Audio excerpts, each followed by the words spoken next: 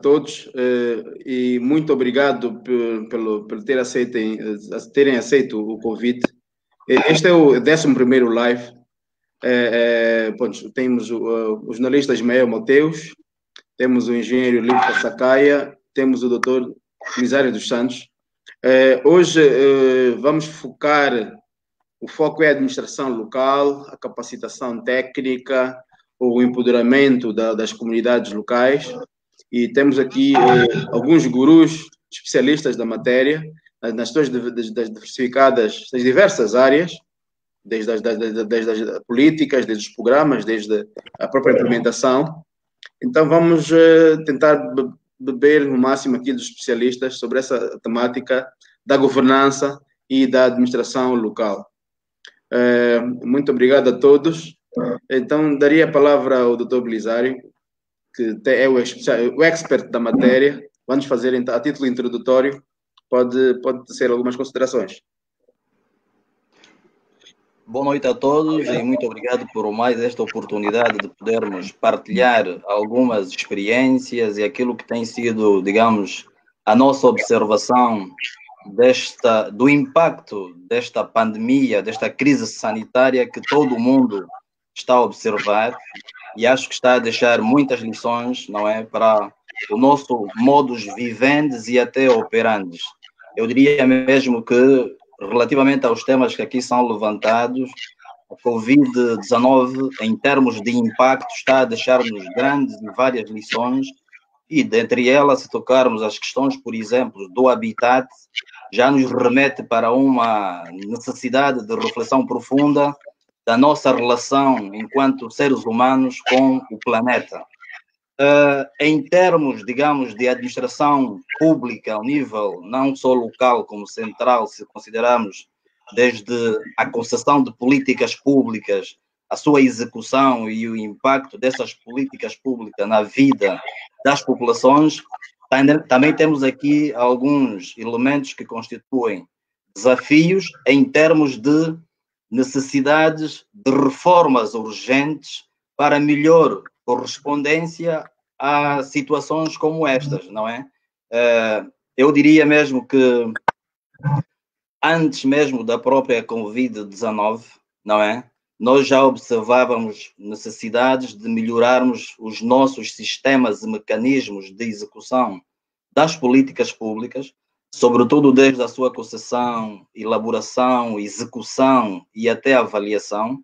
E a Covid, acho que veio simplesmente, digamos, destapar muitas das fragilidades que o nosso sistema de prestação de serviços precisa de melhorar. Então, isto é para dizer que, no nosso caso, em Angola, a administração local, eu acho que enfrenta vários impactos e vai precisar, então, também de adotar uma série de medidas agora, durante e depois Covid. E se for mesmo depois, então precisamos de atuar com proatividade. Isto também vai implicar de que, em várias áreas das nossas políticas públicas, sobretudo se considerarmos as principais com as quais temos estado a debater, a questão da própria saúde, da educação, da área da economia familiar, sobretudo se quisermos, vamos precisar de adotar políticas públicas que correspondam a este novo cenário que nós estamos a viver. Isto também quer dizer que, em termos de medidas que devem ser adotadas, elas têm que estar muito em correspondência com aquilo que estamos a viver. E o comunicado que falava sobre a situação de calamidade que foi recentemente decretada, não é? Já levanta algumas das medidas específicas que devem ser adotadas em cada uma das áreas setoriais, não é? Que enfrenta a nossa administração pública em Angola. Desde logo, isto significa que a Covid, então, deixa-nos aqui várias lições aprendidas que devem ser tidas agora na situação que vamos passar a viver, na situação de calamidade. Por exemplo, no setor da educação, há necessidade de se estudarem as melhores condições que permitem com que as crianças voltem à escola. Estão lá as condições digamos, higiênicas, água, WCs em condições, na própria saúde, medidas de gestão hospitalar, higiene sanitária. Há aí uma série de condições que em cada setor devem ser tidos em conta para que a prestação de serviço ao nível da administração local seja eficiente e eficaz. E isto então implica que vamos ter que rever então o nosso sistema de governação.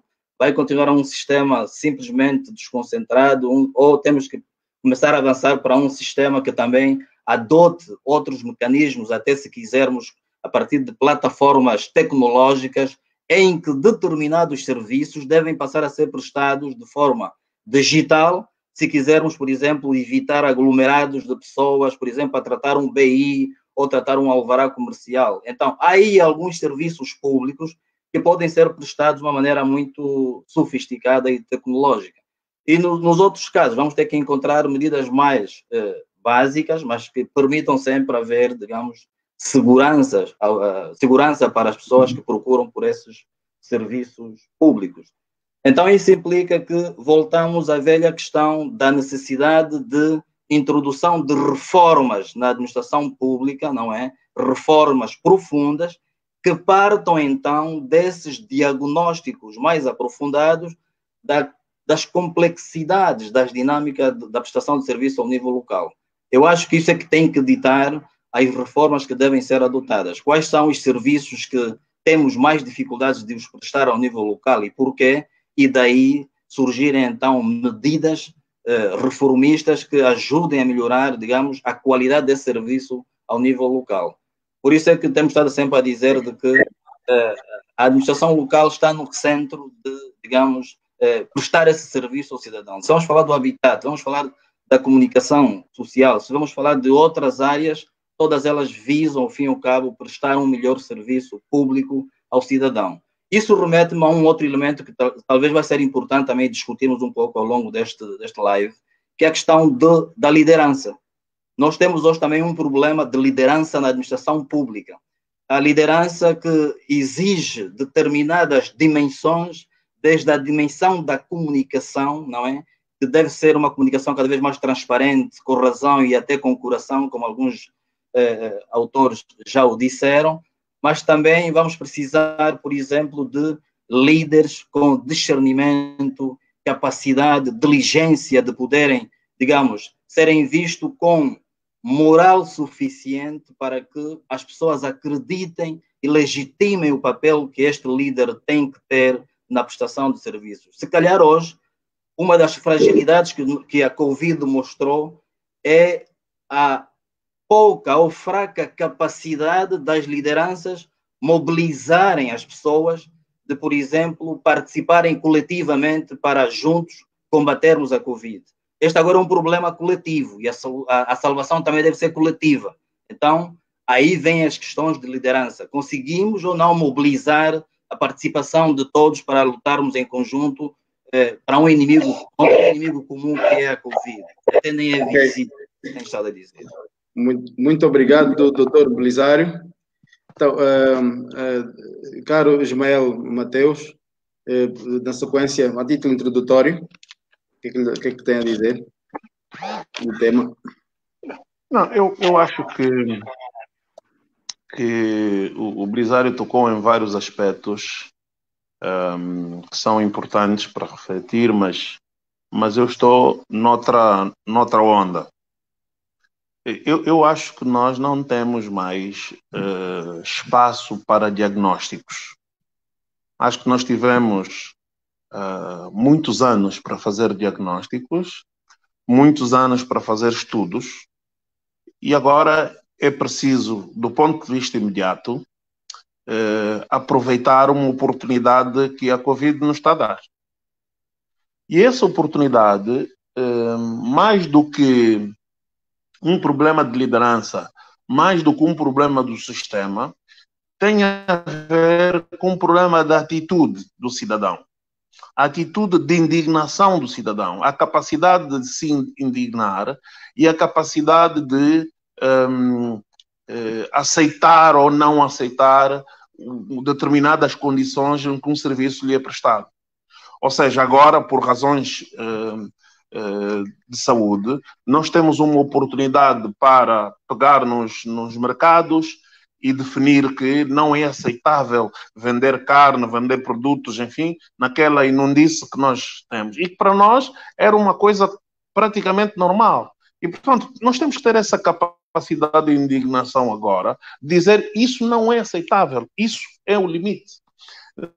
Temos que ter capacidade de indignação para não ter escolas com problemas de saneamento, não ter escolas sem quartos de banho, não ter, enfim, um conjunto de coisas que, infelizmente, nós assumimos como normal. Ninguém olha ou deixa andar, enfim, as coisas. E agora nós temos essa oportunidade de dizer basta a isso. Então, esse basta, eu penso que é fundamental, não só no abastecimento que deve ser feito de água.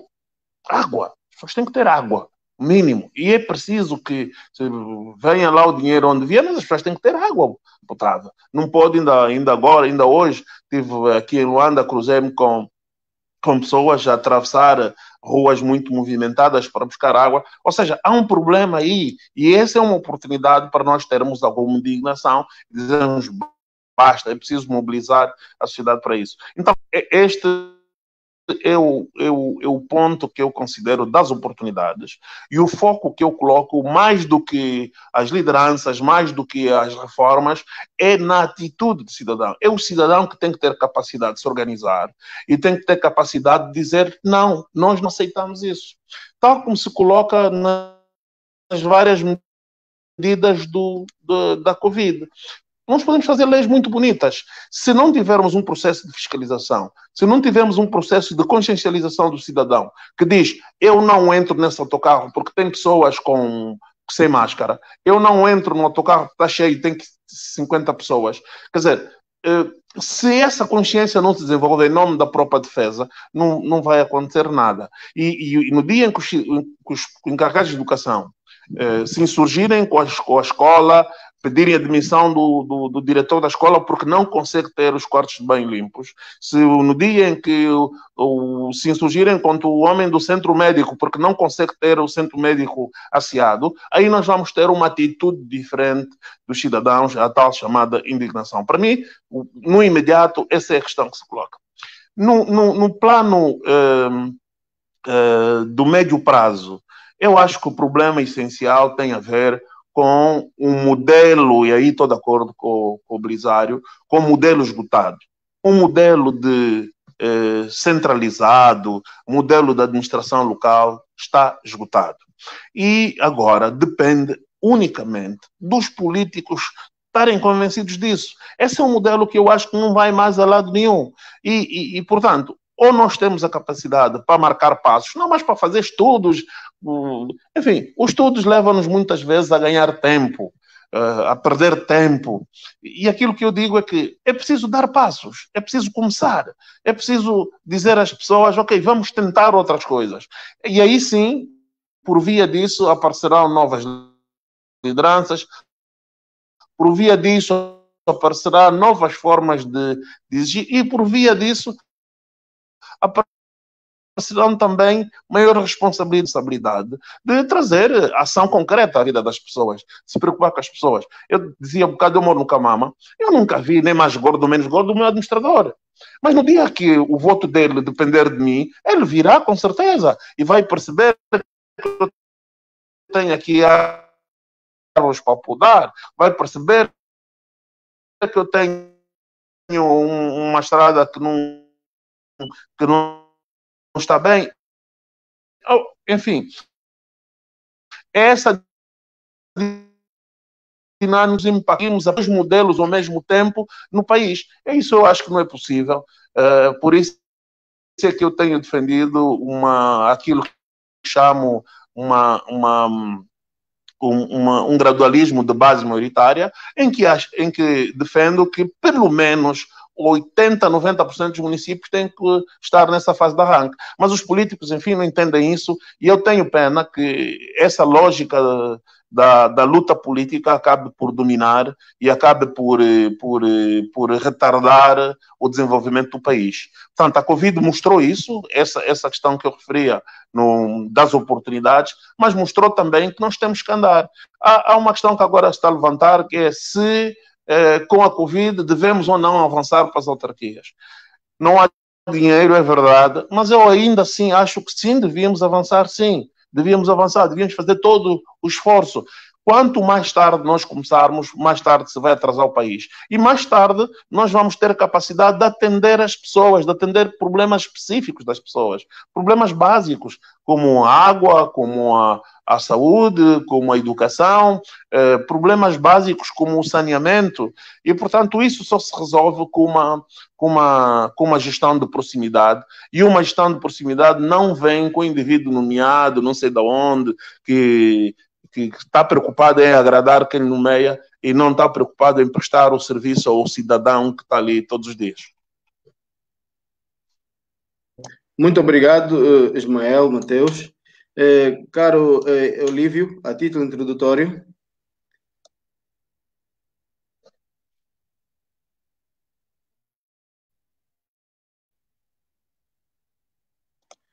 Olívio, não lhe ouvimos. Olívio, não ouvimos.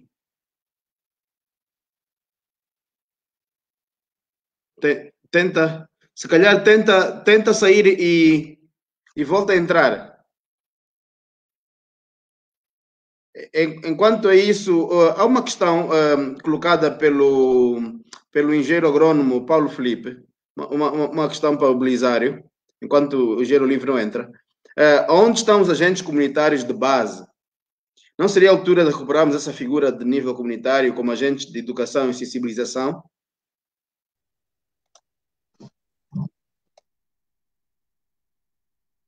Bater algumas questões. Indo diretamente à questão que o Paulo Felipe coloca, estamos exatamente a falar da figura do agente de desenvolvimento comunitário e sanitário. Acho que na altura, quando se criou e se desenhou esta figura, era exatamente para servir de, digamos, elemento ponte entre as administrações municipais ou comunais, se quiséssemos, com as comunidades ao nível rural ou até aqui ao nível periurbano, tendo até o papel de servir de agente de educação cívica e comunitária ao nível das comunidades. E nesta fase, é verdade que uma das medidas que se pode adotar já ao nível das administrações municipais é exatamente retomar esta figura para ter esse papel mais de educação cívica e comunitária das populações, sobretudo no meio rural, sobre como lidar, por exemplo, com essa questão da pandemia e até como desenvolverem melhores respostas a muitos problemas ao nível local. Para quem quiser voltar lá para os anos 60 ou 70, estaria a falar dos antigos extensionistas rurais, não é? Que também tinham este papel. Agora, indo para algumas questões que o Ismael levanta, eu não estou até em desacordo com... Belisário, só um minuto. Ainda na continuação os ADECOS, na continuidade da pergunta feita pelo Paulo, os ADECOS não estão alinhados nestes agentes? Podemos dizer que os ADECOS estão com essa prerrogativa? Estão. E mesmo nesta fase, o Fundo de Apoio Social que eu faz, não é? Está exatamente a coordenar esse projeto, digamos, dos ADECOS.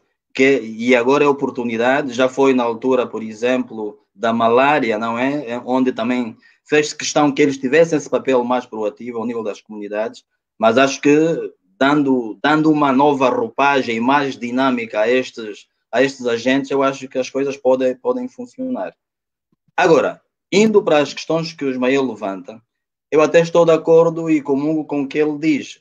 Só gostava de que os estudos e diagnósticos aprofundados que eu digo e que me refiro não são, digamos, novos estudos a serem concebidos para, tipo, voltarmos a redescobrir aquilo que é a nossa realidade. Concordo e temos vários estudos já feitos. pode-se, no máximo, é fazer uma pequena atualização, porque nós já temos a listagem de quais são os principais problemas que estrangulam o funcionamento da administração local em Angola. Isso não tenho dúvidas. Agora, podemos, eventualmente, fazer uma espécie de assessment, uma rápida atualização, porque temos sempre novos players a entrar, novos líderes a entrarem e até novos cidadãos, se quisermos, para que este processo esteja um pouco, digamos, também legitimado pelos próprios munícipes que vão participar deste processo de implementação de políticas que estejam de acordo com aquilo que são as suas expectativas. Quer dizer que o diagnóstico tem que corresponder em parte com aquilo que nós vamos aplicar ou executar no plano ou nos programas a seguir. É mais ou menos nesse sentido.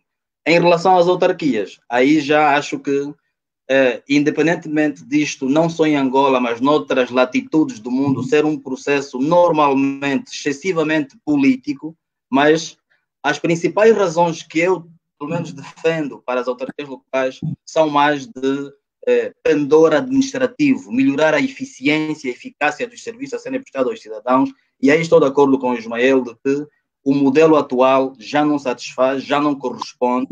Há países até que mesmo sem autarquias conseguiram fazer determinadas reformas para melhor prestação dos serviços e as coisas funcionam. Quer dizer que, mesmo aqui em Angola, houve alguns programas que, mesmo não havendo autarquias locais, eles quase que corresponderam rapidamente àquilo que eram os anseios das populações. Então, acho que é de uma questão de vontade política, é de uma questão da gente decidir exatamente o que é que nós queremos com as autarquias locais. Sim, estou de acordo de que podemos começar este ano, melhor dito, podemos sim, porque há determinados processos, digamos, anteriores à institucionalização das autarquias locais. Onde é que está, por exemplo, a questão da educação cívica dos cidadãos sobre o que é isso de autarquias locais? Quais são as vantagens e desvantagens das autarquias locais? Aí vêm as questões de educação cívica que devem já começar. As questões que o Ismael levanta de que amanhã o administrador vem lhe procurar porque vai depender dele, porque é ele que o elegeu, acho que isso é fundamental. Ok, obrigado, Belisário. Carol, já podes, já estás já me ouve? Já, está. Pois, então, eu gostava de dizer que da experiência que eu trago da administração municipal do Kazenga, onde eu trabalhei há alguns anos,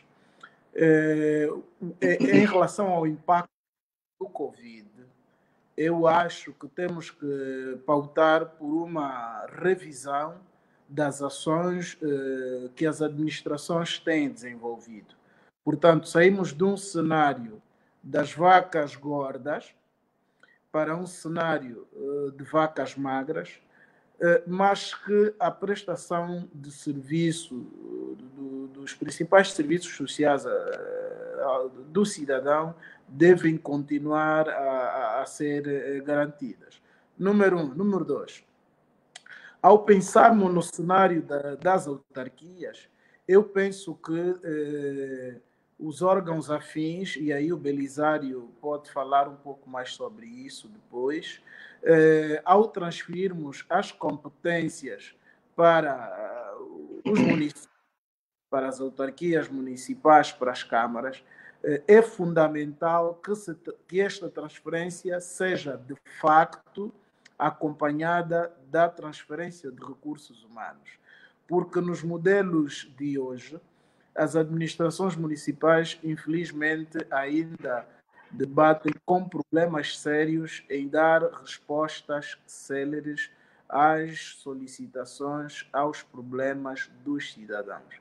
Vou-vos dar um exemplo. Uma estrada primária que foi construída pelo INEA, por exemplo, a Rua dos Comandos, que saia da Frescangol até ali a Rotunda da Cuca, se tiver um buraco, por mais vontade política, administrativa, sentido de Estado que o administrador municipal tenha, ele se retirar um kwanza sequer do dinheiro para comprar luvas para o hospital, para comprar giz para a escola, para fazer o saneamento do município e tapar um buraco, este administrador será severamente punido exonerado e até com o rótulo de que fez desvio de verbas. E para o pacato cidadão munícipe, fica a ideia de que o administrador retirou verbas do Estado e colocou no seu próprio bolso, quando sobre o mesmo território atuam diferentes entes públicos. Infelizmente, tem faltado alguma comunicação, alguma ação concertada entre os vários atores da administração pública, as empresas públicas, aos institutos públicos, aos ministérios e governos provinciais, que faz com que pequenas coisas levem 1, 2, 3, 4, 5 anos para serem resolvidas. O INEA não é responsabilizado porque não tapou o buraco. O administrador é mal falado pelos munícipes porque passa pelo buraco todos os dias e não pode tapar. A Inspeção das Finanças, o IGAI e os outros órgãos de controle interno vão punir o administrador se de uma verba não cabimentada para aquela ação tapar o buraco. Portanto,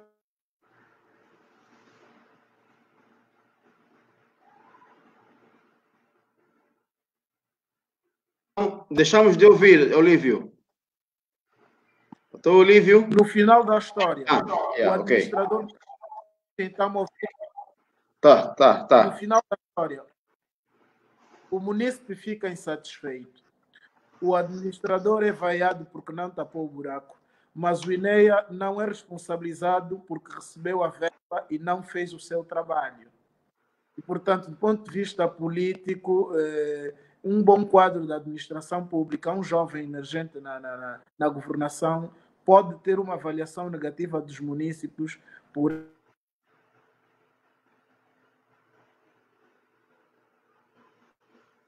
Bom, já está aqui as internets, deixamos de ver e de ouvir. Olívio, estás aí? Mas, então, nesse caso, enquanto o Olívio não vem, ia passar a palavra ao Ismael Mateus. Pronto, vai continuar. Está de regresso. Ou não? Não. Mas ia passar a palavra ao Ismael. Ismael, podes continuar o raciocínio, se calhar rebater o que o Belisário disse? Não, eu por acaso gostava de falar do que o Olívio disse, porque lá está, estamos outra vez a discutir o sistema. O sistema está pensado exatamente para encalhar, não é?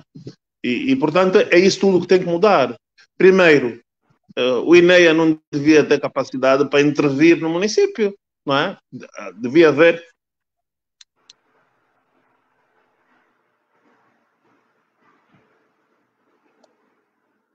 Estou, Ismael?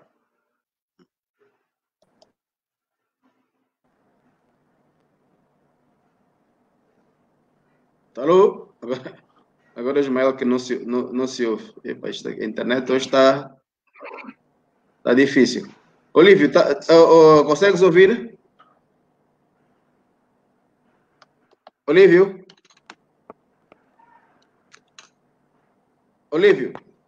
Epa. Nada. Consegues ouvir-me? Não, eu consigo ouvir-te, Belisário. Olívio, não te ouço. Espera aí, deixa-me se calhar tirar. Vou tentar.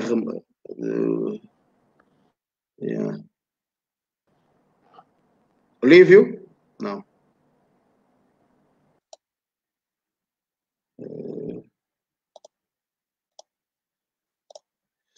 Belisário, vamos então continuar. Há uma reflexão aqui do Aquiles. Ele diz que sou da opinião que logo no início dos confinamentos deveria aproveitar-se o momento para descentralizar alguns serviços, como também fomentar uma espécie de êxodo urbano da população, quer dizer, o êxodo da cidade para o campo. Sei que é uma tarefa difícil em tão pouco tempo, mas a cidade de Luanda está super populada. Precisa-se criar políticas que permitam que mais pessoas voltem às mais províncias. A tal assimetrias regionais e a megacefalia que Luanda continua a ser, não é? E se calhar com o Covid vem acentuar isso. Pois, mas posso? Posso?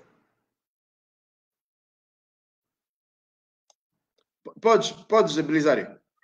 Em relação a essa última questão, eu acho que podemos reter de que com a Covid, mais uma vez, tomamos uma lição aprendida de que precisamos desenvolver políticas públicas que desatraiam, digamos, o êxodo rural, não é, para as cidades. E acho que isso também não é algo novo.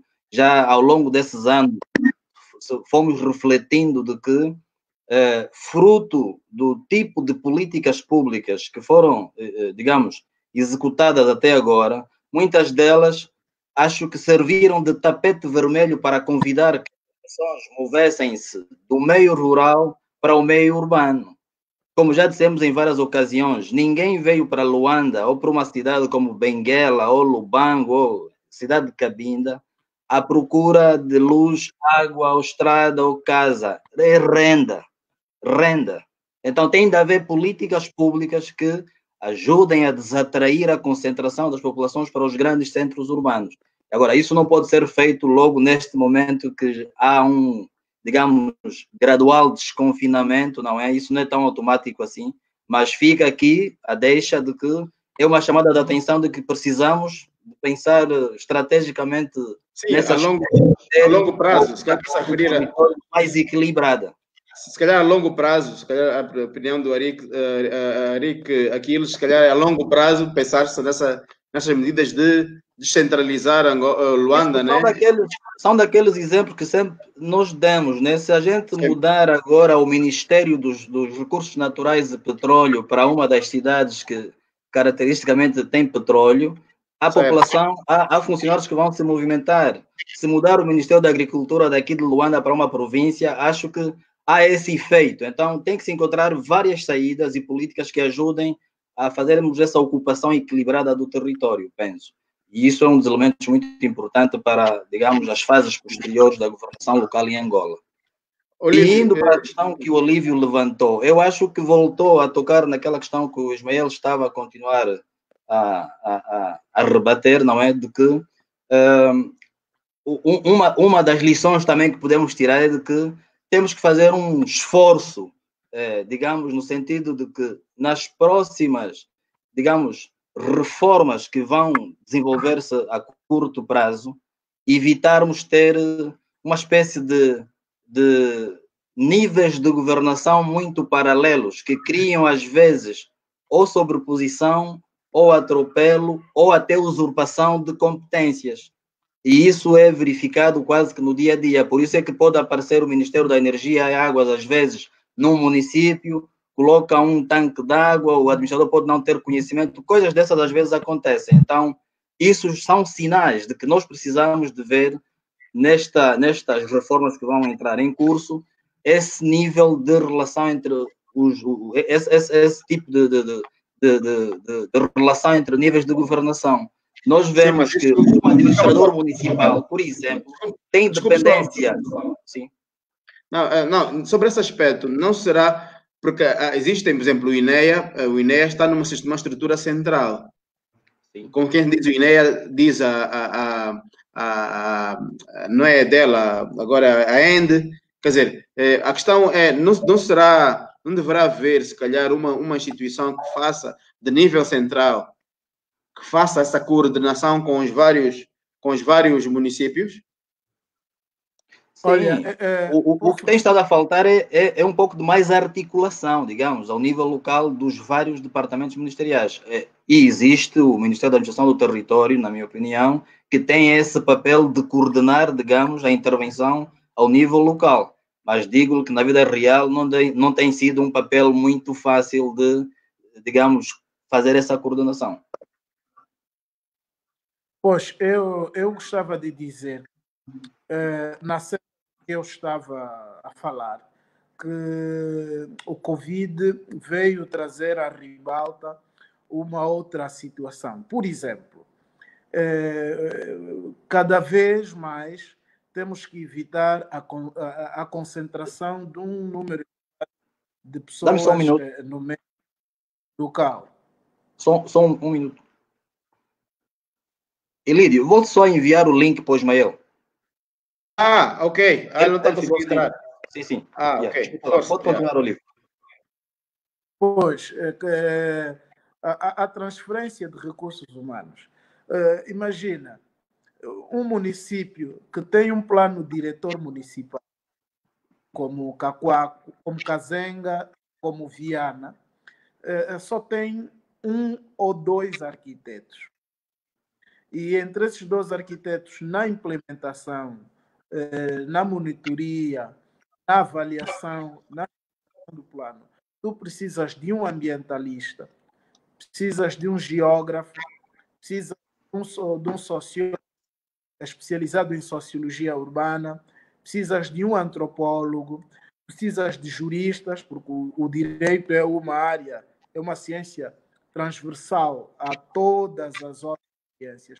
Portanto, para que as futuras autarquias e as atuais administrações municipais tenham sucesso na implementação das ações pós-Covid, é necessário que esta transferência de competências seja de facto acompanhada com a transferência dos recursos humanos. Um segundo aspecto que eu gostava de fazer menção, por exemplo, se não podemos ter mais de 150 pessoas num local, Viana tem cerca de 4 milhões de habitantes. Imagina que 1% dos cidadãos resolvam ir solicitar uma licença de construção. Quer dizer que de segunda a sexta-feira, cada um dos dias, em média, cerca de 400 cidadãos deverão dirigir-se à administração municipal a solicitar isso. Por que não, no âmbito do impacto do Covid sobre as administrações municipais e sobre as futuras autarquias, por que não tornar esses serviços totalmente eletrônicos e evitar a presença massiva dos cidadãos?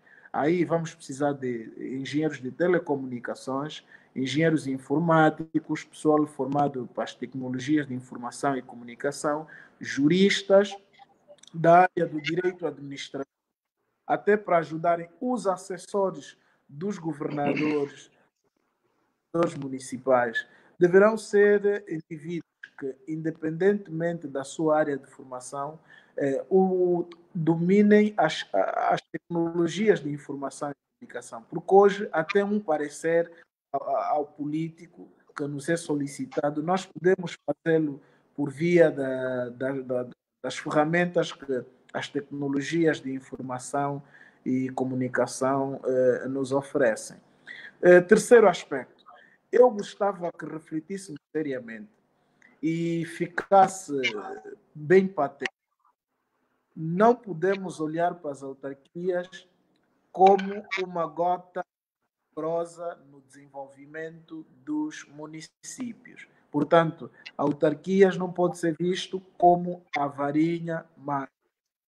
Poderemos ter autarquias em todos os municípios em simultâneo ou de forma gradual, mas se o modus operandi, se a resposta das diversas administrações municipais continuar a ser a mesma, meus amigos, vão passar 100, 200 anos e a Angola do amanhã estará mais distante de ser concretizada, de ser alcançada, porque o homem da natureza oferece resistência às mudanças. O homem não, o novo assusta o homem. Portanto, eu reitero aqui a necessidade de, quando faltar energia em casa, na Direção Municipal de Energia e Águas das administrações municipais, em consonância com a ENDE, uma chamada telefônica do call center do cidadão, uma mensagem no WhatsApp, tanto a administração como a ENDE, em simultâneo, saibam que no bairro tal, na rua tal, no quarteirão número tal, não há fornecimento de energia. Outra situação que o Covid chamar a atenção dos políticos, dos governantes, é a questão da necessidade de investirmos mais e melhor no saneamento básico. Está provado cientificamente que o que nós gastamos com a construção de novos hospitais, de novos centros de saúde, postos de saúde, se investirmos 50% deste valor na construção de novos coletores para esgotos pluviais e residuais, na limpeza urbana, na recolha de sucatas, na limpeza, na recolha dos resíduos sólidos, na plantação de árvores, na irrigação, no investimento melhor de energia e águas, temos 100% de certeza que os hospitais estarão vazios. Não podemos investir tanto em ampliar a rede hospitalar se conseguimos oferecer água potável aos cidadãos. Eu penso que o Covid veio lembrar-nos aqui das outras pestes que o mundo já conheceu, e eu aqui posso ter a febre bubônica, que trouxe males muito grandes, morreram milhares de pessoas, passados mais de um século, não é? O mundo, a história se repete, estamos aqui em presença de uma situação em países da Europa e da América, milhares de pessoas já morreram, portanto, se em Angola morrem cerca de 400 pessoas por dia de paludismo, eu penso que está na hora de invertermos a direção do vetor financeiro, a aplicação dos recursos. Vamos continuar a promover a construção de instalações hospitalares, sim, mas penso que prevenir é melhor do que remediar. Assim sendo, a minha opinião é de que pudéssemos pautar por um investimento mais acutilante no saneamento básico, na limpeza das cidades, na limpeza das ruas, dos bairros, porque se assim não for, todo outro esforço colateral que o setor da saúde, da educação estiverem a fazer, até da própria segurança interna, no caso da Polícia Nacional, poderá ser um esforço que não atingirá os objetivos que foram definidos quando os programas costumam ser executados. Por Olívio, exemplo, Olívio, o que estás... diz.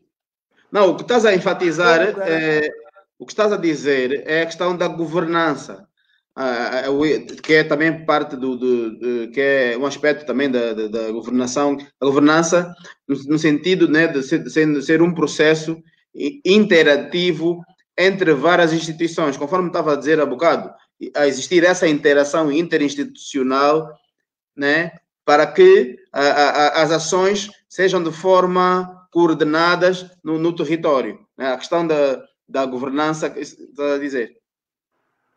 Olha, já existem órgãos que funcionam e não sabemos porquê.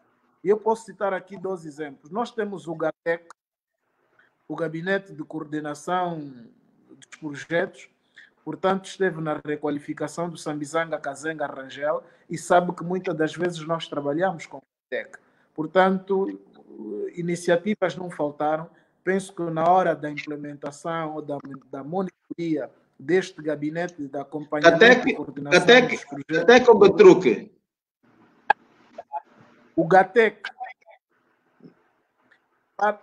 para a implementação do GETRUC, havia necessidade de haver coordenação do GATEC por causa das ações do Ministério da Energia e Águas, do Ministério do Urbanismo, do Ministério da Construção, do Ministério do Interior e os outros ministérios em relação aos programas do Governo Central que têm incidência nos municípios.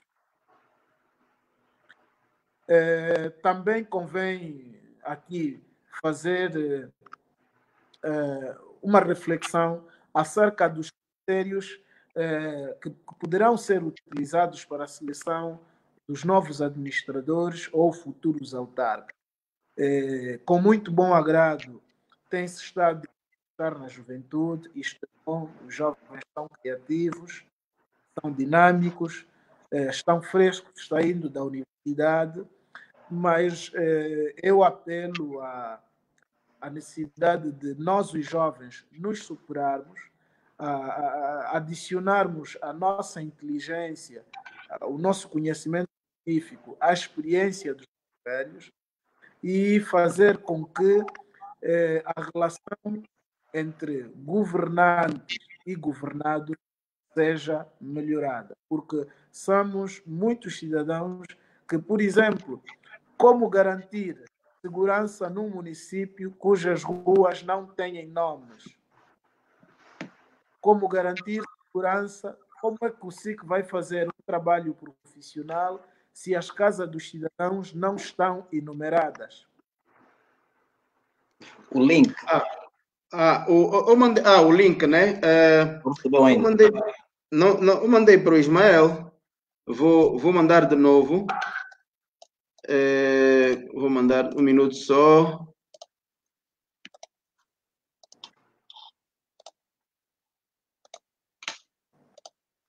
Ok, já mandei de novo o link para o Ismael.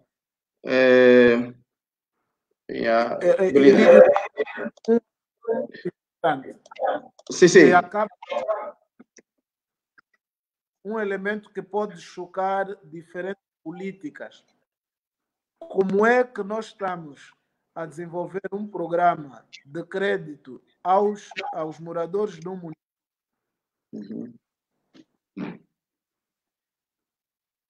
Não, força. Como é que vamos garantir o crédito bancário a um munícipe que vive numa casa há 50 anos ou mais e não tem um direito de superfície? Este documento é tão importante que pode servir de garantia bancária para que o cidadão consiga ter acesso a um crédito. Como é que uma instituição bancária vai conceder um crédito a um cidadão cuja rua não tem nome, não tem número, é de difícil localização? Estamos a falar aqui do elemento toponímia.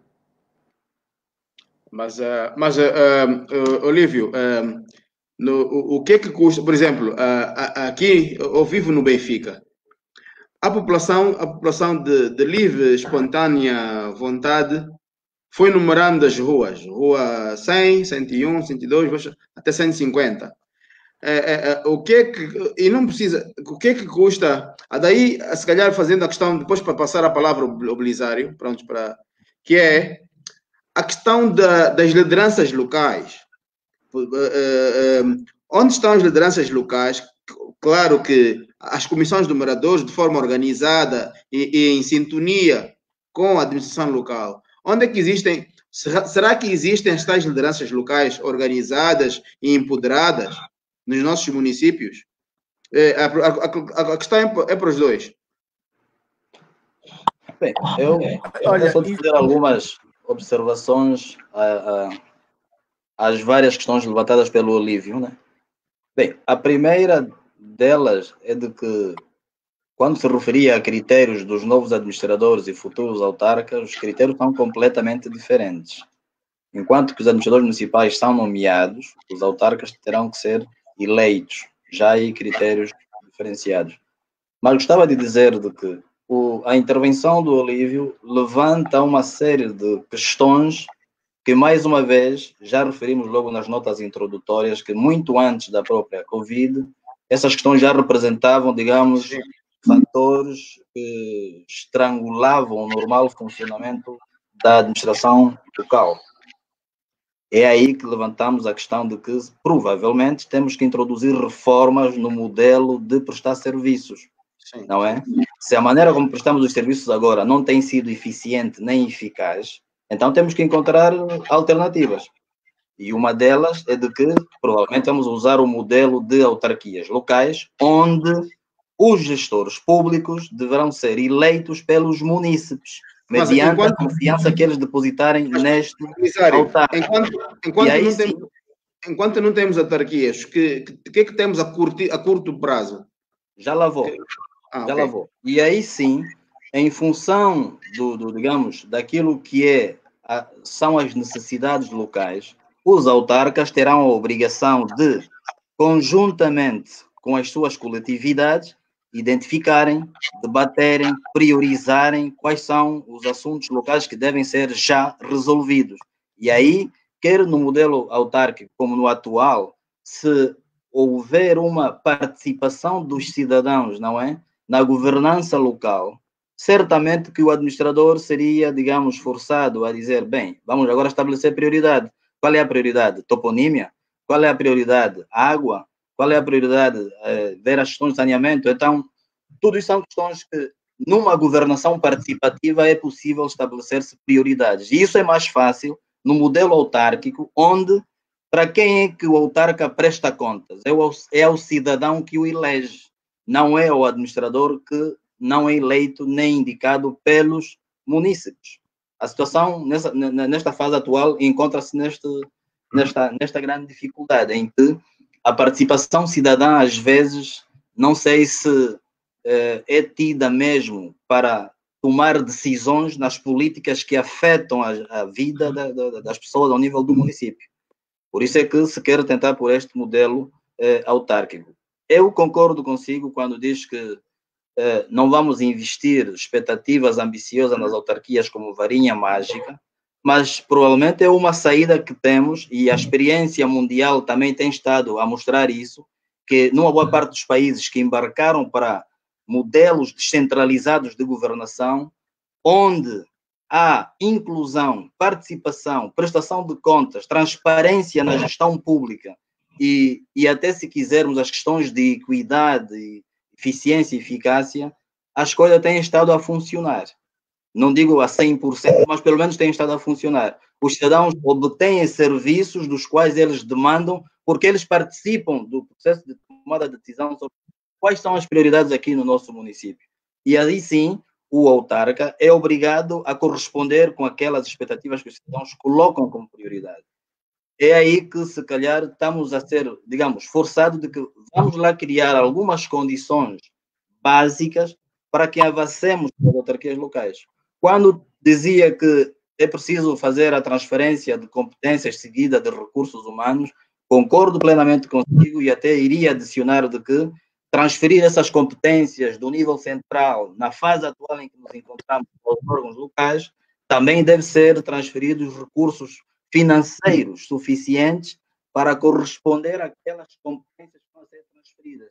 É só para dizer que nós, em Angola, neste momento, estamos quase a fazer processos paralelos, melhor dito. Ao mesmo tempo que estamos a criar condições para a institucionalização das autarquias locais, também estamos com um processo de desconcentração administrativa profundo, de transferência de responsabilidades, recursos, competências do nível central para o nível municipal por via dos governos provinciais. Ora, esse processo de transferir competências, ao fim e ao cabo, estamos a querer dizer partilha do poder sobre a gestão dos recursos. E na vida real, a experiência mundial mostra de que esses processos normalmente são investidos de muitas resistências aos diferentes níveis. E nós não vamos fugir à regra. Da mesma maneira que, se calhar, é difícil para um governador gerir uma competência de um departamento ministerial também, que lhe foi transferida por lei, também pode ser difícil para um administrador municipal em relação a um governador provincial. Então, isso são elementos que no dia a dia nós identificamos de que precisamos melhorar cada vez mais para que, ao nível local, essas responsabilidades, recursos financeiros e humanos capazes e suficientes para executarem os projetos e programas e até dia execução de novas competências que antes eram executadas até no nível central, mas que passam agora a responsabilidade do nível local. Sim, então, vamos ser o mesmo. Sim, não, mas coloquei aquela questão vamos encaminhar a conversa já para recomendações e propostas concretas. Que esse é um processo, né, da descentralização e desconcentração administrativa que já aconteceu estava a acontecer antes do Covid. Vamos agora caminhar, direcionar o debate já com recomendações concretas.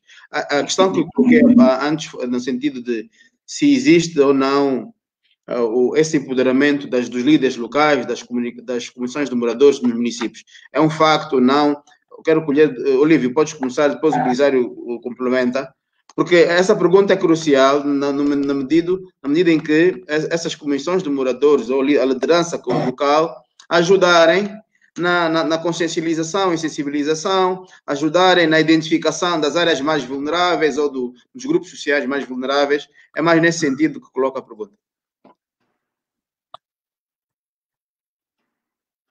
Começa o Olívio? Olívio, pode começar. Os líderes nas comunidades, eles existem, estão identificados, os problemas existem, estão identificados, tanto os problemas como as propostas de soluções. No caso da toponímia, isto não passa apenas pela questão das comissões de moradores, das coordenações dos bairros, porque, de acordo com a lei em vigor, a administração municipal, no caso, faz o levantamento, identifica as ruas, as ruelas, os largos, as pracetas e faz a respectiva proposta de nomes. Portanto, essa proposta é remetida ao governo da província de Luanda, que, por sua vez, em coordenação com o Ministério da Administração do Território, remetem a proposta para a Assembleia Nacional, enquanto poder legislativo e representantes do povo, para que aprovem, de facto, as propostas dos nomes que serão dados aos bairros, às ruas, às travessas, avenidas e aos outros entes que compõem os nossos municípios. Portanto, fica aqui a recomendação de que, já em guisa de conclusão, que há necessidade de mudarmos a forma de administrar os municípios. Temos que aprimorar os administradores municipais e distritais com um conjunto de ferramentas, de conhecimentos, no uso cada vez maior do uso das tecnologias de informação e comunicação. Mas atenção, Ilídio Dai e Belisário Santos, não podemos falar do uso das TICs se o custo da internet ainda é muito alto.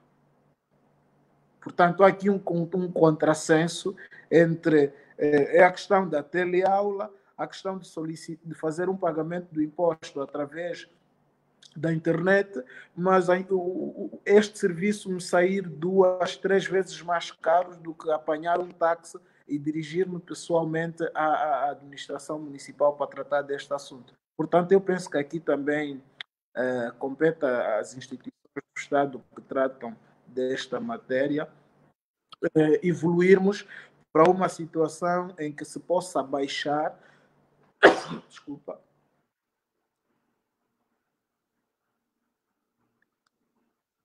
em que se possa reduzir o custo da internet. Imagina, com uma recarga de 1.000 kwanzas, que é o dinheiro que serve para o jantar ou almoço de muitas famílias em Angola, eu não consigo ficar na internet um dia sequer, para não falar em 8 horas de trabalho com a internet ligada para solicitar um atestado de residência, uma licença de construção, uma autorização para vedar o que for que eu ter de tratar junto da administração municipal, o pacato cidadão ainda encontra elevadíssimas dificuldades. Quando falo na formação dos recursos humanos, eu cito aqui como um exemplo. Por que é que um cidadão vai... Olívio, desculpa cortar. Tem só uma questão. Olívio, há uma questão aqui do Paulo Felipe. De que forma essa reestruturação do serviço administrativo municipal pode ajudar na vigilância epidemiológica? Entendeste, Olívio? Bom, Olívio? o Paulo Filipe, obrigado pela questão. Sim. Pô, percebeste a questão, né? Como é que... Esse objetivo pode ajudar na vigilância. Aqui Exato. podemos pautar, a nível das administrações, a criação de brigadas de jovens que são formados em comunitário, os famosos ADECOS, agentes de desenvolvimento comunitários, estão aí enfermeiros, estudantes de medicina, estudantes de enfermagem, que não falam, que consigam, depois de uma formação... Não, mas desculpa, Olívio. Desculpa, Olívio. Os ADECOS tiveram uma formação prévia. A pergunta-chave é: até que ponto as comunidades locais estão organizadas o suficiente para ajudar na vigilância epidemiológica? Ou outra questão, o ADECOS é um caso à parte. O ADECOS é um caso à parte.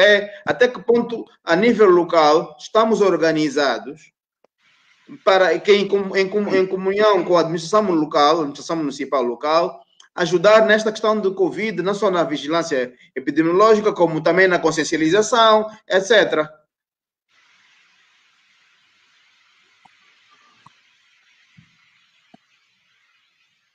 Olívio, pode... Com certeza.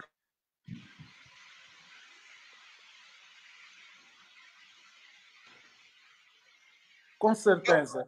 Nós aqui podemos pautar por realizar grupos que já existem nos municípios. Há organizações juvenis que trabalham na identificação, na vigilância epidemiológica. Existem grupos de organização de mulheres das igrejas a nível dos municípios que trabalham na questão da saúde, da limpeza dos bairros. Existem parteiras tradicionais. Portanto, a nível dos municípios, existem os ADECOS, que são agentes de desenvolvimento comunitário.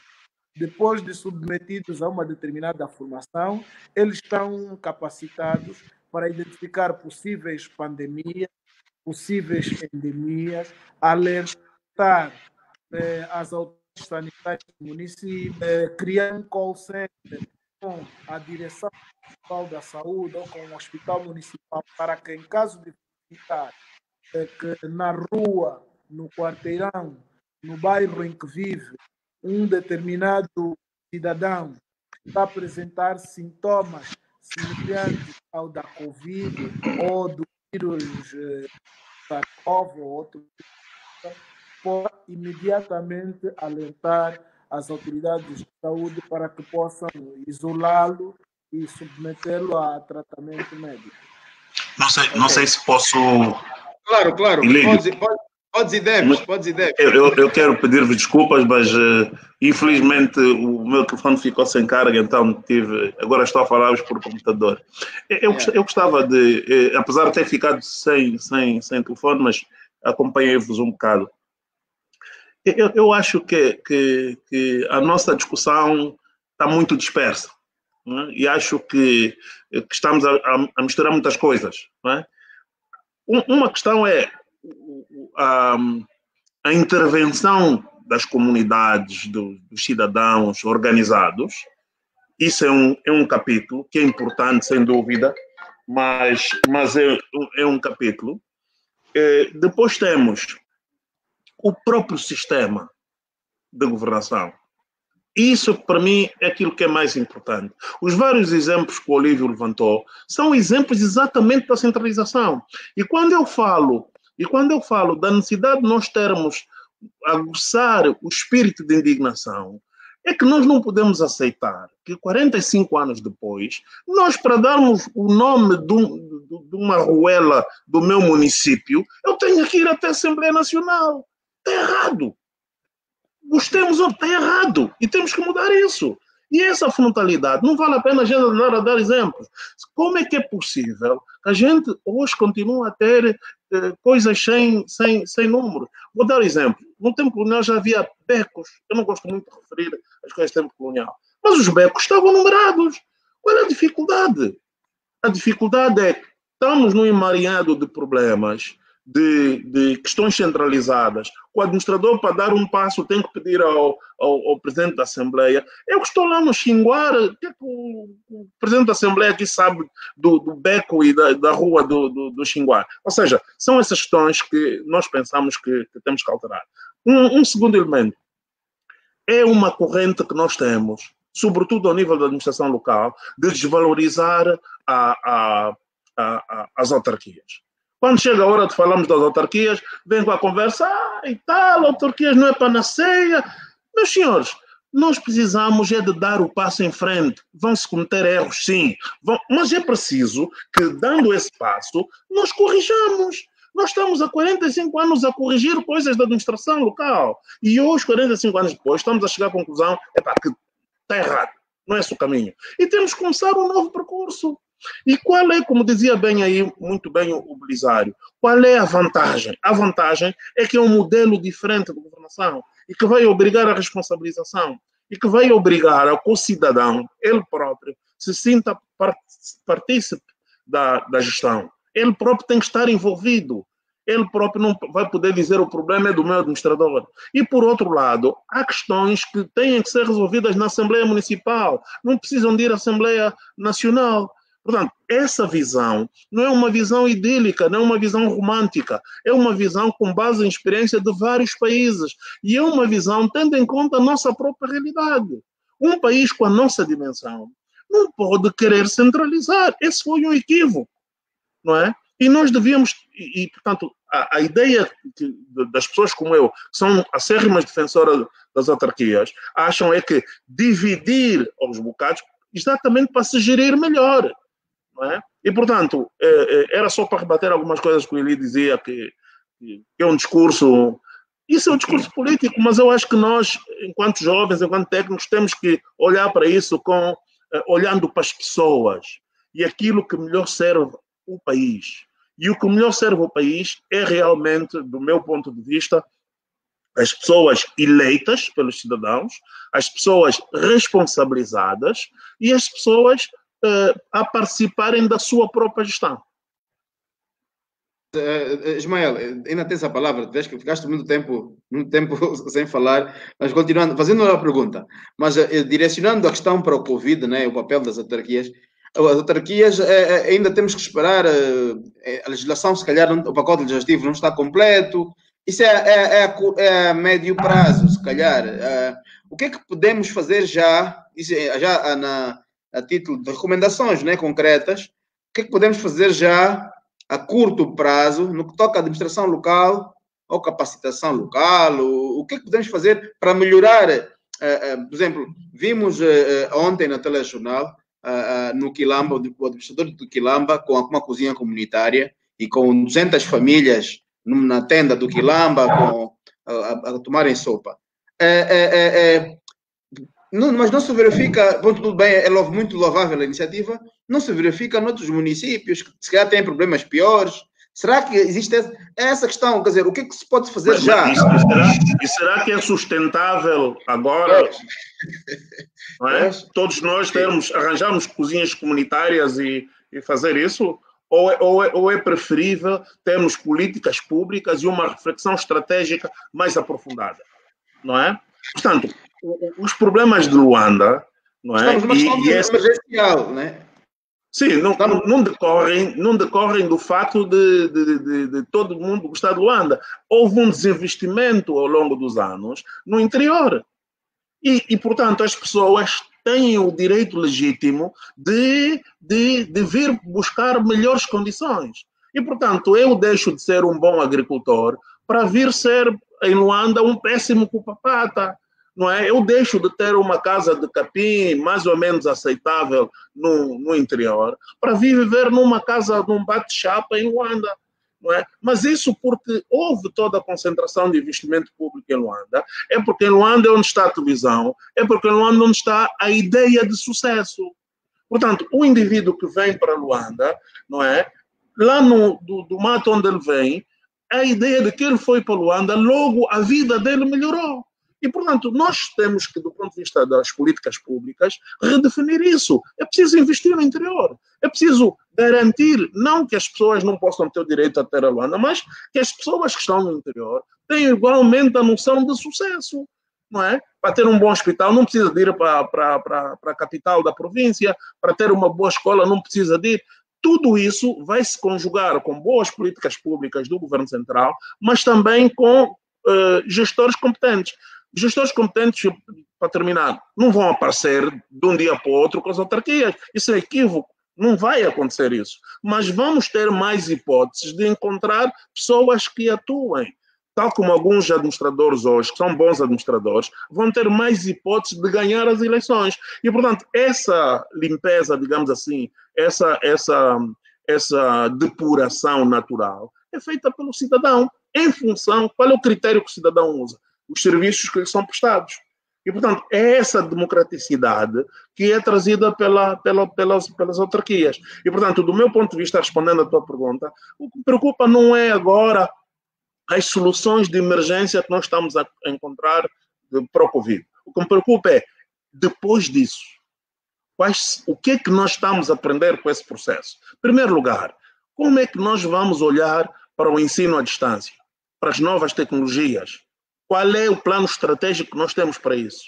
Segundo, como é que nós vamos olhar para a água, para a luz, para essa estrutura básica de atender as pessoas? Qual é o plano estratégico que nós temos para isso? Quer dizer, essa reflexão que nós precisamos de fazer.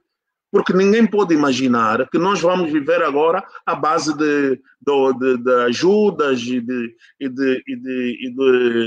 cozinhas comunitárias. Quer dizer, não, é preciso repensar o país. E é preciso ter a coragem de dizer que, ao longo de decisões que fomos tomando, algumas coisas, de facto, não correram bem. E é preciso mudar. Ok. Talvez só iria... Pois, era só para adicionar as notas do Ismael, que eu concordo com elas na plenitude, de que uma das alternativas nesta fase é insistir rigorosamente com a desconcentração administrativa da governação local. Isso significa que muitos dos programas que ainda são, digamos, de coordenação central, mas que têm, digamos, espaço de execução lá no nível local, têm que passar imediatamente a serem executados localmente para se começar a construir a tal autonomia local que passa pela responsabilidade e responsabilização dos gestores públicos sobre esses programas ao nível local, não é? E até também investindo no maior controle pelos próprios cidadãos destes programas que são executados lá ao nível local. Quer dizer que nesta fase ainda de desconcentração, de órgãos desconcentrados, acho que políticas públicas que pudermos passá-las imediatamente com os devidos recursos para o nível local devem rigorosamente passar e sob o escrutínio quer dos cidadãos ao nível local e do nível central. E isso dá para aproveitar a oportunidade. Temos os chamados conselhos de escutação da comunidade. Estão eles mesmo a funcionar de uma forma dinâmica, digamos, controlando no verdadeiro sentido como é que a política pública ao nível local é executada. Há um decreto presidencial que já prevê o ensaio do chamado orçamento participativo este ano de 2020 em Angola. Até que ponto isso pode ser explorado para pôr os cidadãos, digamos, a não funciona ainda, né? Diga?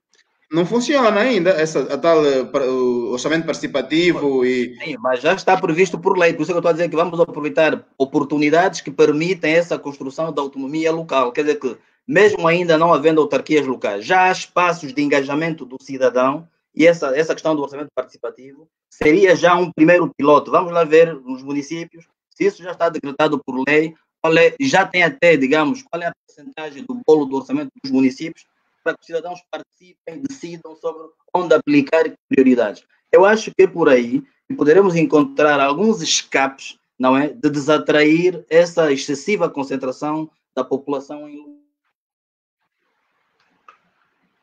Deixa-me só, antes de falar Isso, problema nenhum. Em relação à questão das autarquias, como já foi aqui dito, eu acho que, paralelamente à preparação da legislação, à preparação de outros elementos que sempre consideramos como pré-condições, mas é urgente marcar passos, na minha opinião. Tem que haver aqui um timeline. De X em X tempo é isto, daqui a X tempo é isso. Não esperar que terminemos com toda a legislação elaborada. Bem, agora vamos ver. temos recursos humanos. Assim nunca mais. Então, acho que aqui é começar o processo com as primeiras, digamos, condições que exigem. E aí estou de acordo com o Ismael de que eu, numa primeira fase, acho que temos de ter um bom número de municípios a enveredar para este processo. O importante é criar critérios que vão fazendo entrando os demais municípios à medida que forem cumprindo com estes critérios. Mas estamos demais atrasados. Ismael, força. Deixa-me só, antes do Olívio falar. Acho que um perigo que nós temos no nosso país, por causa das questões de ordem política e da sensibilidade, é o perigo de nós criarmos soluções híbridas. Não é?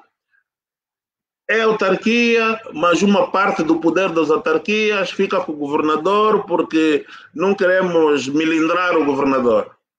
Não é? Uma parte fica com o administrador. E essas soluções híbridas vão ser muito nefastas para o país.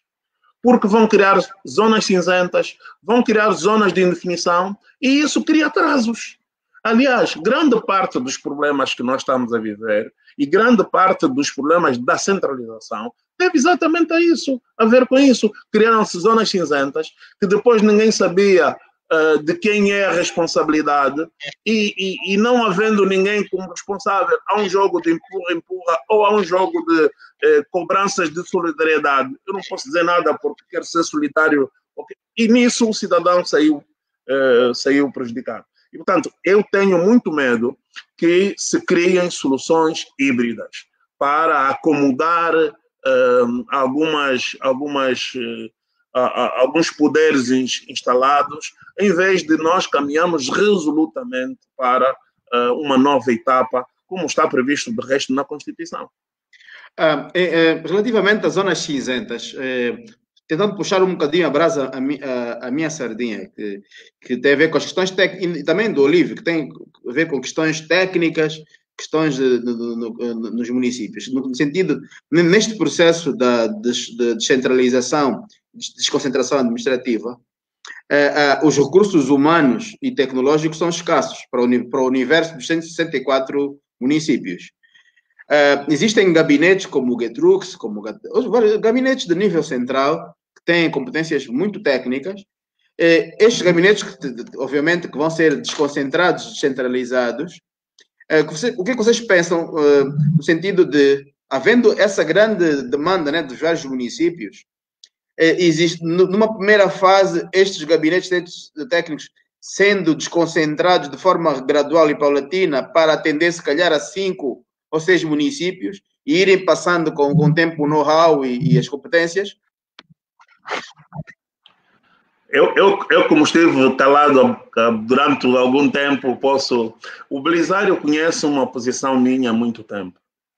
Eu sempre defendi, digamos, a coisa de 5, 6 anos, que se não fosse uma evolução do FAS, teríamos que ter uma evolução de gabinetes técnicos de apoio a associações de municípios. É preciso encontrar essas figuras. Nós não vamos encontrar arquitetos, não sei quê, técnicos para todos os municípios. Não faz sentido. Temos que ter polos de acompanhamento, de desenvolvimento regional, que possibilitam dar apoio aos municípios e, ao mesmo tempo, coordenar a atividade dos projetos que são transversais a esses municípios.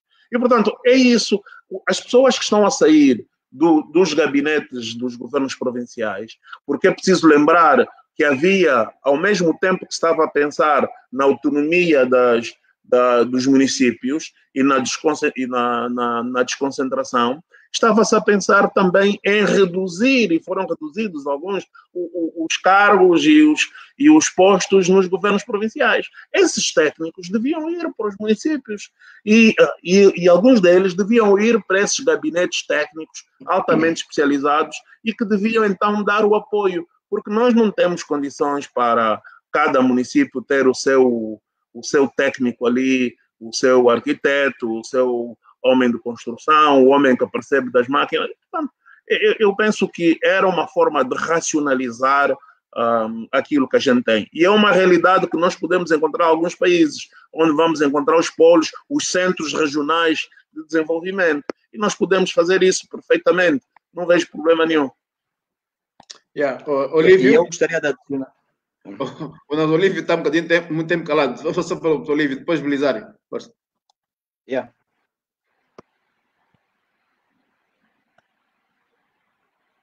Pois, nós temos que, nessa fase pós-Covid e um pouco depois, ao caminharmos para a implementação das autarquias, temos que, de facto, mudar o paradigma.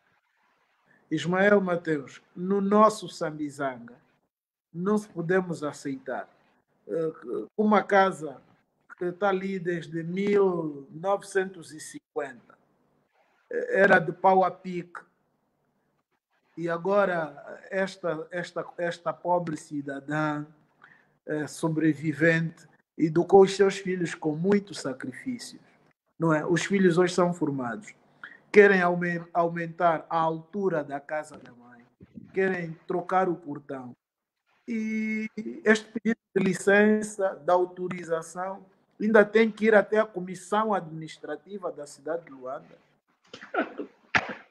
Por que não? Quer dizer, o bloco é do cidadão, o cimento é do cidadão. Não, mas a lei 20/18 já veio a remediar isso.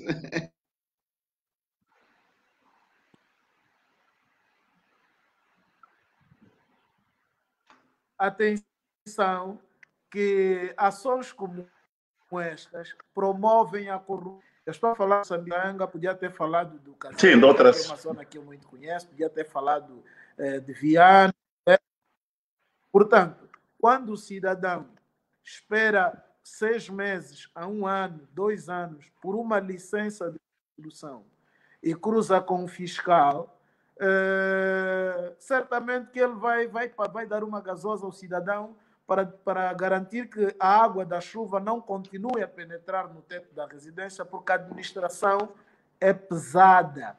A administração demora em dar respostas. E a administração é pesada por quê? Porque ainda há uma excessiva concentração de poderes.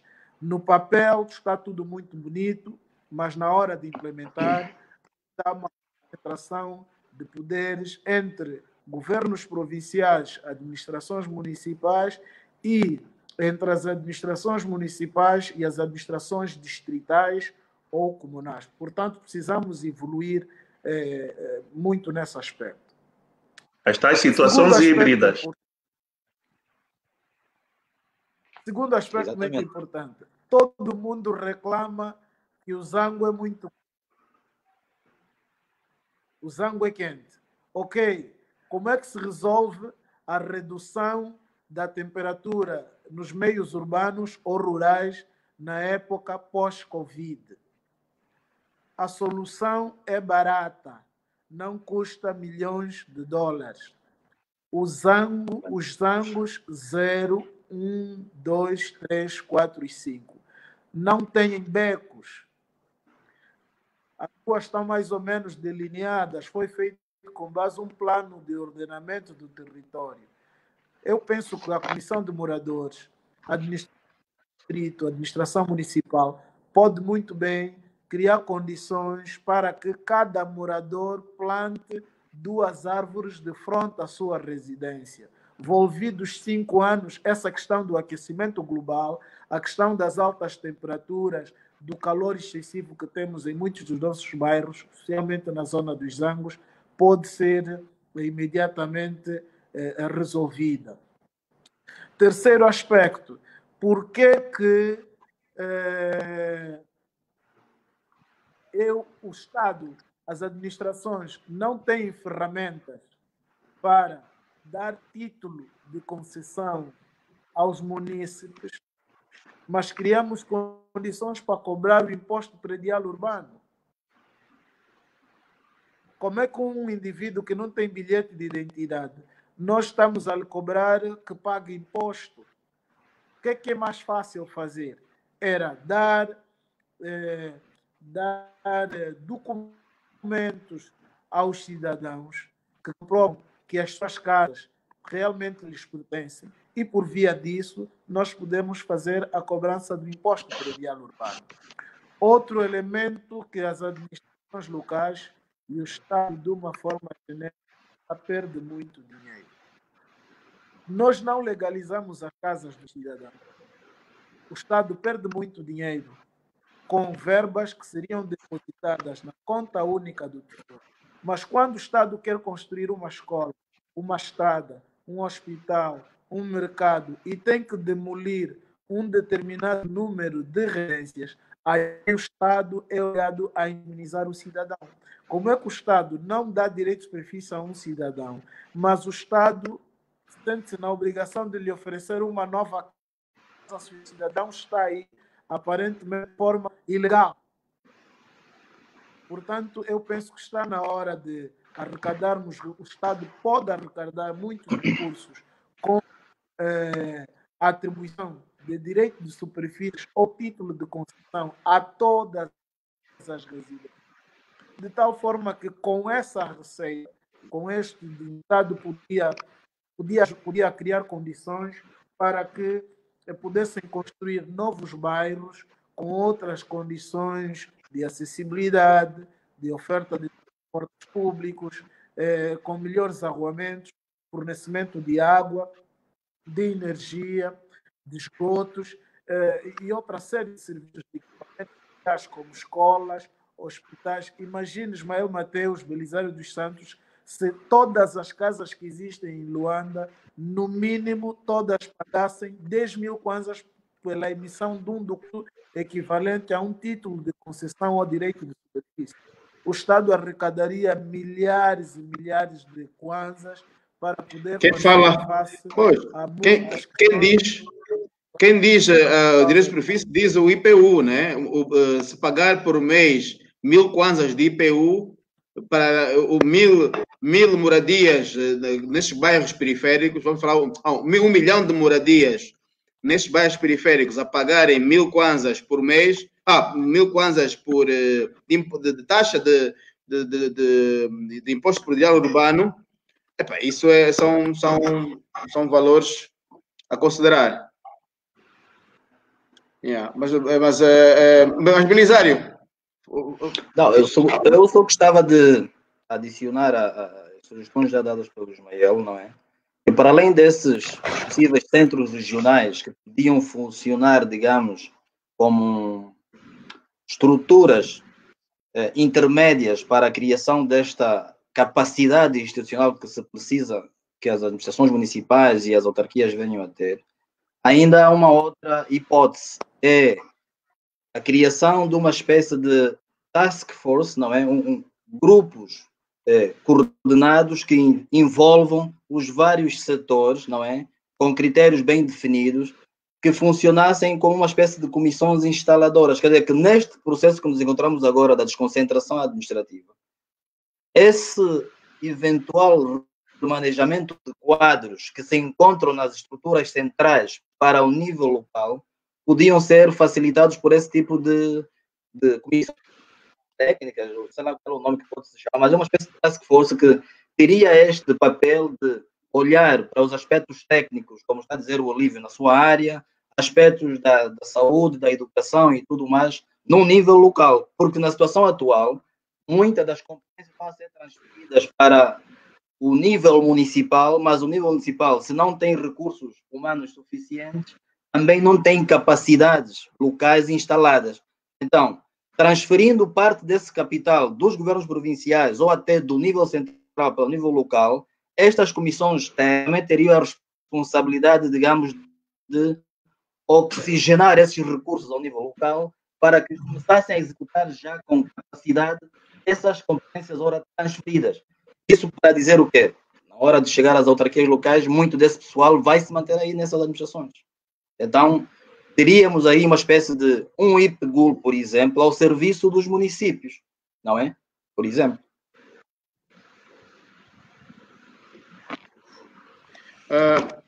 Vamos então, se calhar, em guisa de remate final, bom, está 1h30, mas ainda, pronto, podemos esticar para mais 20 minutos para dar as considerações finais. Ismael, recomendações muito concretas a curto prazo e médio e longo prazo em todos esses aspectos das lideranças e da administração local e o que é que queres dizer? Não, eu termino com os pontos como comecei. Em primeiro lugar, um processo de grande educação dos cidadãos, apelando e educando as pessoas para o seu próprio sentido de indignação, não é?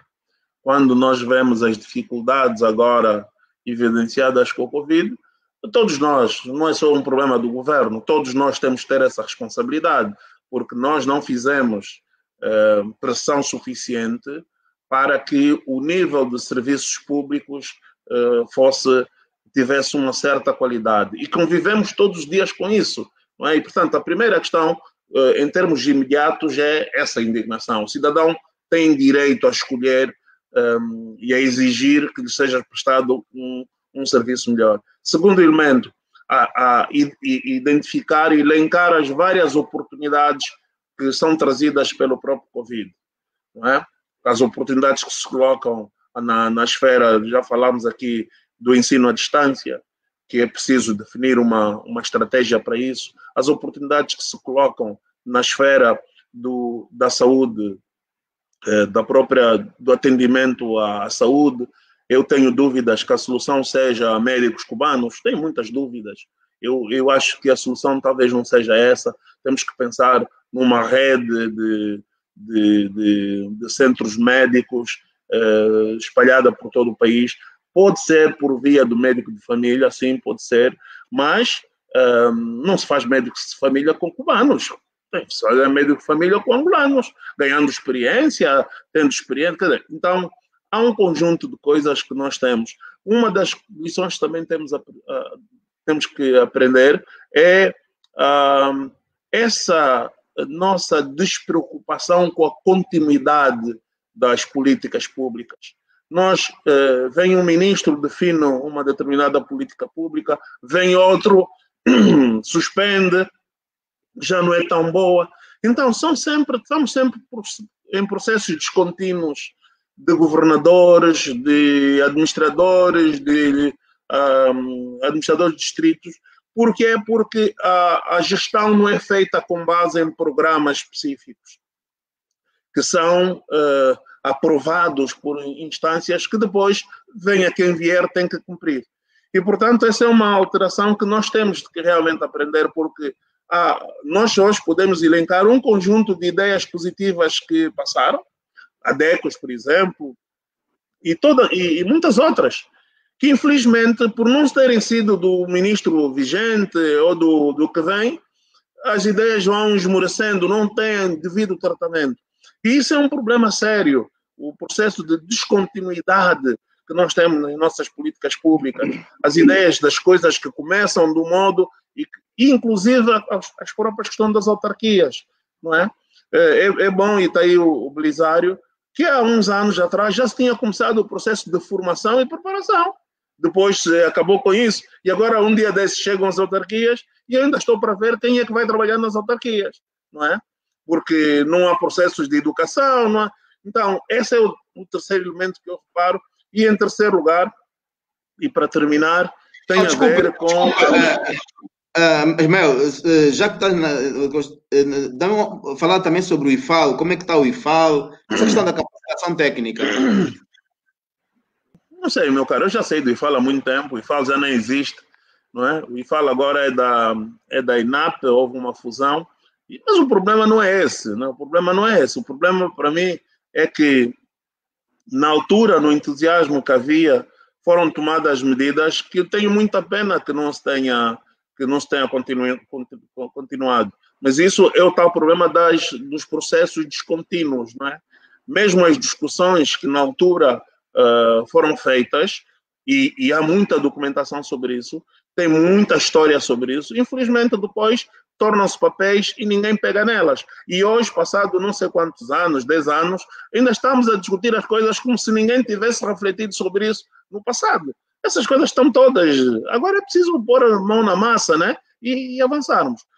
A terceira e última questão, para mim, tem a ver mesmo com a aplicação das autarquias. Eu não espero não ter que esperar pelos meus netos e bisnetos para ver as autarquias no país. Eu gostava muito que nós, de facto, começássemos com as autarquias e tivéssemos a possibilidade, daqui a uns 10, 15 anos, ter bons autarcas, como a gente vê em alguns países. E os bons autarcas, não tenhamos dúvidas, só se vão fazer com a prática, vão fazer ali no dia a dia. Ninguém virá com mala de Portugal para ser bom autarca aqui. Isso não existe. Vão ser angolanos e vai ser com essa prática do contacto com o cidadão, da escolha que o cidadão vai fazer. Vamos ter erros nas primeiras eleições, sim, mas depois isso vai permitir afinar o sistema. Obrigado, Ismael, obrigado. Olívio, depois o Belisário termina. Olívio, em reta final.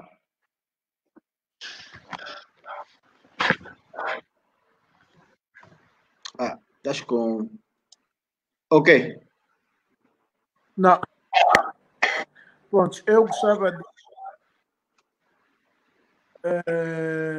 precisamos... Há uma discussão muito grande que faz agora em relação aos documentos, às políticas, à legislação que está a ser aprovada recentemente e qual é o enquadramento na época da implementação que elas vão ter com as futuras autarquias.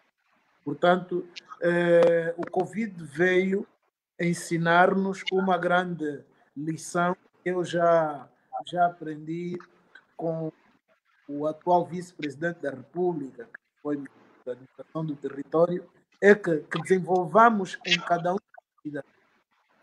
das nossas instituições a capacidade de tocar o pneu com a viatura, com o carro em andamento.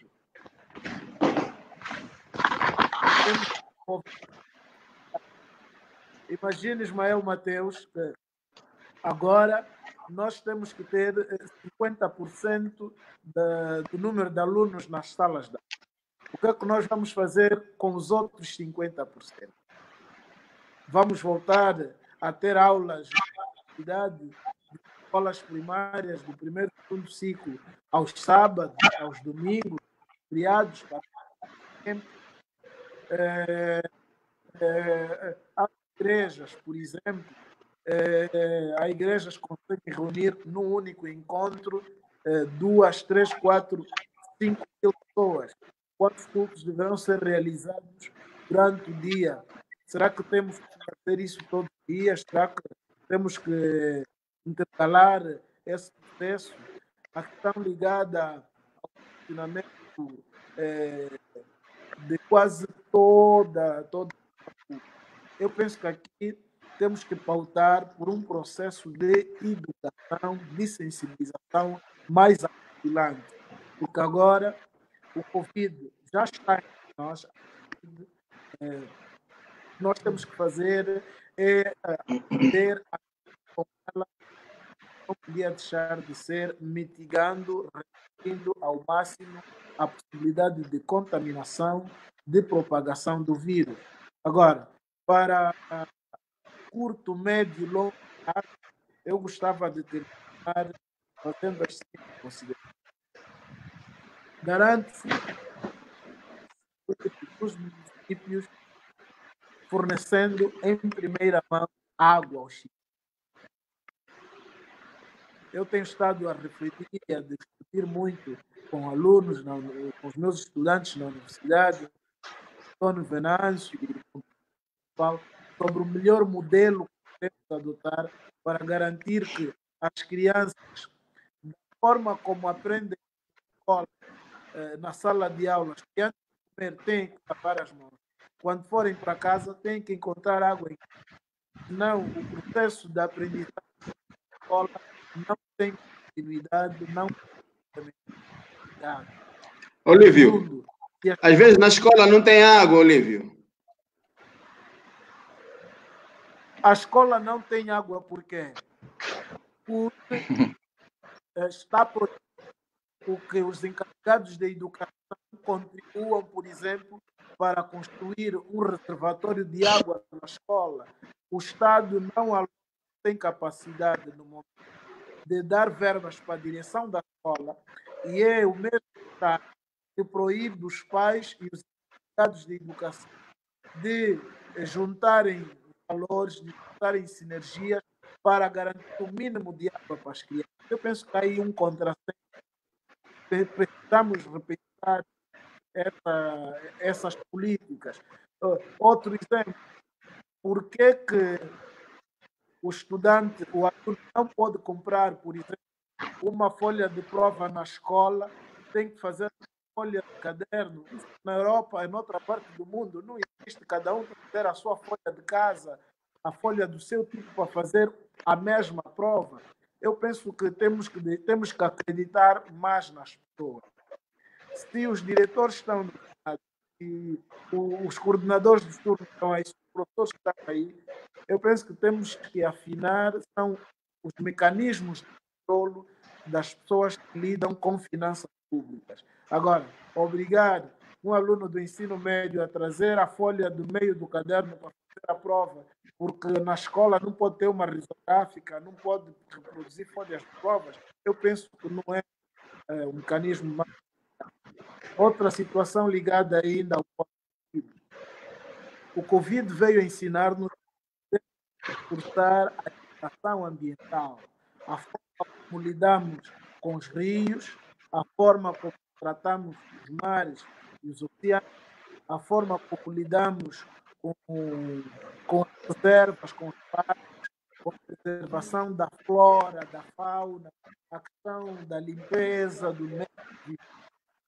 Eu penso que esta é a melhor maneira de preservarmos a contaminação da Covid e de outras doenças.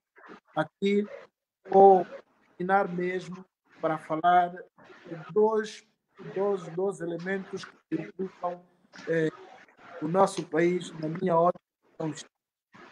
Nós hoje, em Angola, morrem mais pessoas de paludismo, cerca de 400 pessoas por dia morrem de paludismo e perto de 300 pessoas morrem em acidentes de aviação na nossa cidade. É motivo mais suficiente que estes falam que precisamos partir por uma política de saneamento urbano mais determinada, que tenha a participação efetiva dos cidadãos e que, como a maior parte da população mundial é jovem, portanto, aos gestores políticos, fica aqui a minha dica, segundo a qual não se faça nada na comuna, no distrito, na província, sem a participação dos jovens. Tem mais de 60% da população que é jovem. Eu penso que o jovem, a mulher em particular, tem uma palavra a dizer na cadeia de tomada de decisões sobre as políticas públicas que são implementadas nos nossos municípios, nas nossas províncias, nas comunidades em que nós vivemos. Muito obrigado. Obrigado, Olívio. Doutor Belisário. Bem, rapidamente tenho algumas notas finais e a primeira delas é para dizer que a Covid é uma realidade objetiva com a qual vamos ter que nos habituar a lidar com ela. E isto implica que vamos ter que necessariamente ter lideranças, equilibristas, não é? No sentido de que conseguem promover uma governação local mais horizontal, não é? E mais inclusiva, no sentido de que vamos cada vez mais precisar de concertar com os nossos munícipes sobre que medidas devemos tomar para determinados problemas que aquele nosso pequeno território enfrenta. Eu acho que isso devia ser uma lição para todos. Os administradores municipais, por exemplo, né, vão ter que lidar com isso no dia a dia, mas cada um, de acordo com a sua realidade, vai ter que adotar uma maneira de governação mais concertada possível. A segunda nota, eu acho que vamos ter que encontrar, naqueles casos de municípios que tenham algumas potencialidades de exercer uma governação um pouco digitalizada, alguns serviços desses podem ser prestados de forma digital, e isso ajuda a evitar os aglomerados e tudo mais, como já aqui foi dito ao longo do debate.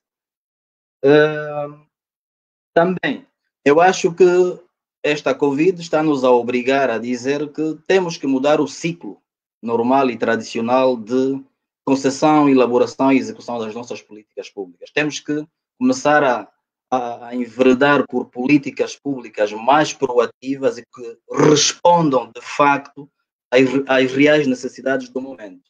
E não termos políticas que estão muito bem elaboradas cá em cima, no AC, e quando chega lá no quente e calor do Zango ou do Cunene, a gente não consegue resolver os problemas. A seguir, eu acho que também temos que acelerar com a consolidação deste processo de desconcentração administrativa que já está em curso, não é? E que já tem sido até quase visto como condição para o passo seguinte, que é o da descentralização. Então, precisamos de avançar com isso para que necessariamente se institucionalize as autarquias locais como um novo modelo de prestação de serviços públicos aos cidadãos, com mais eficiência, eficácia, prestação de contas e participação de todos. Muito obrigado a todos. Foi realmente uma aula de governação local, foi mesmo muito interessante. E só tenho que agradecer e cuidem-se aqui. Agora estamos no estado de calamidade, não é para relaxar. A situação aí torna-se atenção que mais... não é estado de calamidade. O que é? Ok. É situação de calamidade. Situação de... pois, situação de calamidade. Estamos numa situação de calamidade e não num estado. Ok. Mas, pois, cuidem-se e vamos estar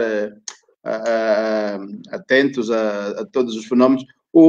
A questão já havia falado em off, mas nós está-se a recolher as várias contribuições e recomendações para a ideia é fazer uma publicação, por escrito. É opcional, é em função da vossa disponibilidade. Caso não haja a disponibilidade, se calhar poderá-se editar, visto com a vossa anuência, é claro, a vossa aceitação, editar editar o vídeo, né? Retirar algumas frases-chave do que foi dito, e caso concordarem, para colocar também lá na publicação a ser feita, que não só... Mas qual publicação? Mas qual publicação? Nós está-se a fazer uma publicação com todos os intervenientes. Esse é o 11º live.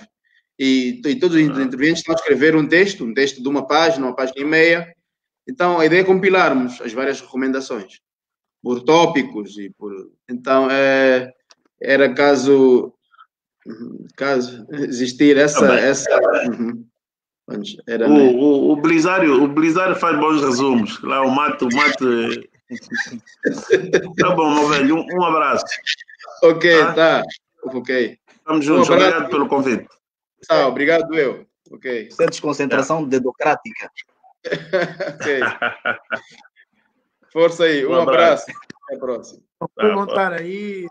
Ok, um abraço. Muito obrigado. Força.